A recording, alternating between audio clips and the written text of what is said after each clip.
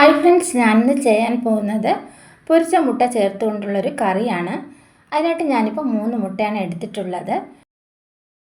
ചട്ടിയിൽ എണ്ണ ഒഴിച്ച ശേഷം നമുക്ക് 3 മുട്ടയും ഓരോന്നായിട്ട് പൊരിച്ചെടുത്ത ശേഷം മാറ്റി വെച്ചേക്കാം.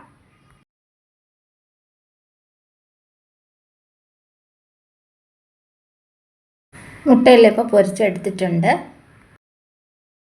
ഇനി നമുക്ക് കറിക്ക് ആവശ്യമായുള്ള അരപ്പ് തയ്യാറാക്കാം. അതിനായിട്ട് സവാള അരിഞ്ഞത് 2, തക്കാളി അരിഞ്ഞത് 2, കുറച്ച് തേങ്ങാ കഷ്ണങ്ങൾ, ഒരു ചെറിയ സ്പൂൺ വീതം ജീരകം, പെരുംജീരകം, കുരുമുളക്, ചെറിയ കഷ്ണം പട്ട, ഗ്രാമ്പൂ, ഏലക്ക എന്നിവ എടുത്തിട്ടുണ്ട്.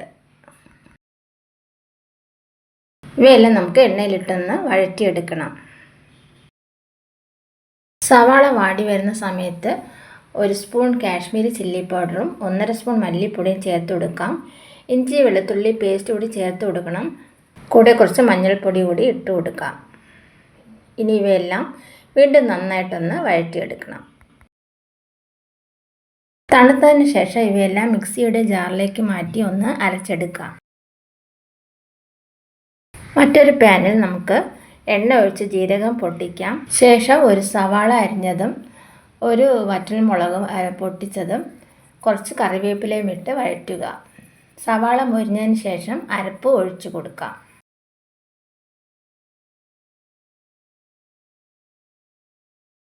ഉപ്പ് ചേർത്തതിന് ശേഷം ഒന്ന് ഇളക്കി കൊടുക്കുക. പിന്നെ നമുക്ക് മൂടി വേവിക്കണം. ഇനി ഒരു 5 മിനിറ്റിന് ശേഷം നമുക്കൊന്ന് തുറന്ന് നോക്കാം. കറി ചെറുതായിട്ടൊക്കെ ഒന്ന് തിളയ്ക്കുന്നുണ്ട്. ഇനി വീണ്ടും നമുക്കൊന്ന് മൂടി വേവിക്കണം. അരപ്പിൻ്റെ നിറം മാറി എണ്ണ തെളിയുന്നതാണ് അതിൻ്റെ ഒരു പാകം. വീണ്ടും ഒന്ന് തുറന്ന് നോക്കാം. കറിയൊക്കെ ഇപ്പോൾ റെഡിയായിട്ട് വന്നിട്ടുണ്ട്. വെള്ളമെല്ലാം വറ്റി തിക്ക് ഗ്രേവി ആയിട്ടുണ്ട്. ഇപ്പോൾ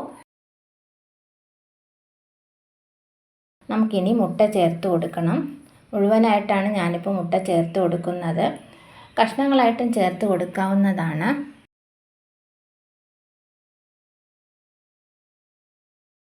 മുട്ടയുടെ പുറത്തേക്ക് നമുക്ക് കറിയൊക്കെ കുറച്ച് കോരി ഒഴിച്ച് ഗ്രേവിയൊക്കെ നല്ല ഒന്ന് പിടിപ്പിച്ച് കൊടുക്കണം.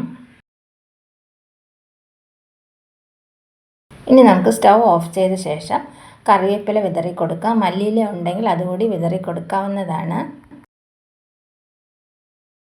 ഇത് വളരെ ടേസ്റ്റി ആയിട്ടുള്ളൊരു റെസിപ്പിയാണ്.